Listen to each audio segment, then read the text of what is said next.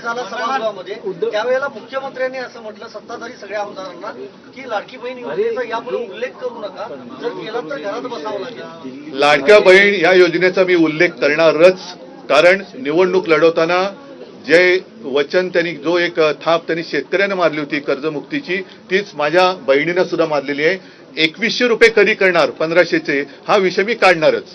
आणि देवेंद्र फडणवीसांनी जर त्यांच्यामध्ये हिंमत असेल तर ह्या अधिवेशनात येत्या महिन्यापासून किंवा पुढच्या महिन्यापासून, नवीन वर्षापासून माझ्या महाराष्ट्रातल्या बहिणींना 2100 रुपये दर महिन्याला त्यांनी एक काय भाऊबीज म्हणा वर्षभराची ती सुरू करावी. मी 2100 रुपये कधी देणार हा प्रश्न त्यांना विचारणार, आणि जर देवेंद्र फडणवीसांनी 2100 रुपये नाही दिले तर त्यांना घरी बसावं लागेल. उद्धवजी परत त्याच विषयावर आहे. तुम्ही म्हणालात की त्या मंदिरात दीप लावला गेला पाहिजे, तर आता जी प्रस्तावावर तुमच्या नेत्यांनी सही केली आहे त्या प्रस्तावाचा तुम्ही पाठिंबा काढून घेणार का?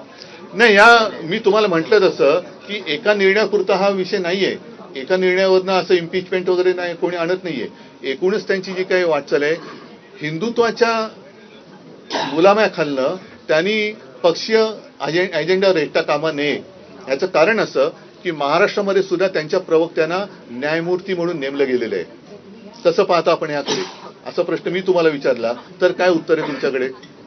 जर तुमच्या पक्षाचे प्रवक्ते न्यायमूर्ती म्हणून तुम्ही नेमत असाल तर आम्ही तुमच्याकडनं कोणत्या न्यायाची अपेक्षा करायची?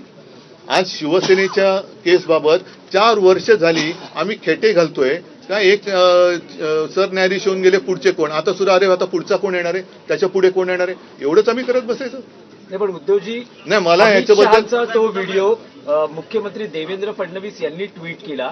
त्यांनी असं म्हटलं, कोण होतास तू काय झालं. मी पण तेच म्हटलं त्यांना, उद्धव ठाकरे. मी पण त्यांना म्हटलेलं आहे की कोण होतास तू काय झालंस तू, भ्रष्टाचारांना पांघरुणात घेतलंस तू. ग्रामपंचायतीमध्ये गुजरात राज्याने घुसखोरी केलेली आहे. सीमावाद तिथे देखील शिकायला गुजरात महाराष्ट्र सीमावाद. हा अमित शहाचं मी जे बोललो ना अॅनाकोंडा, हा अॅनाकोंडा आता मुंबई गिळायच्या दिशेने वाटचाल करायला लागलेला आहे.